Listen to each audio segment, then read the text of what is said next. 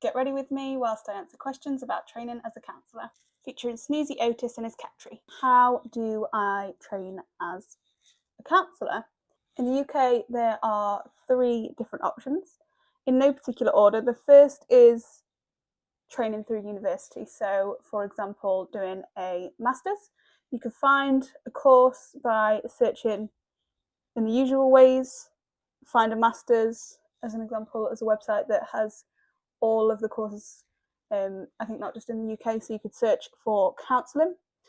The second way is training directly through a counselling organisation. The most common in the UK for this is the NHS. So, for example, you can train whilst you're paid. You can do what is called a psychological wellbeing practitioner role, apply for that role, and then after doing that role for 2 years, you can then apply within that role to be paid while you do counsellor training. The third option is to train through college courses.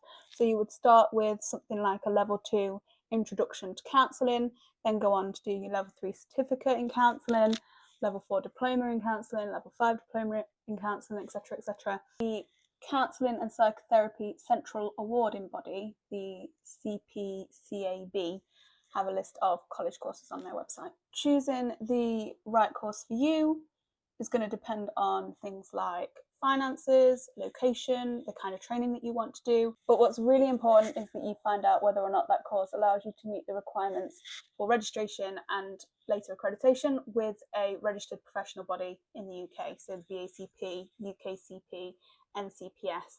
There's often costs associated with training, things like having to have your own personal therapy, for example, or also supervision costs.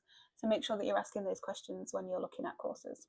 If there is a particular group of people that you know you want to work with, group of clients that you want to work with, particularly children and young people, it's also worth asking whether or not that course will allow you to work with that group of people. Understanding counselling training is complicated, so don't worry if you're feeling a bit unsure.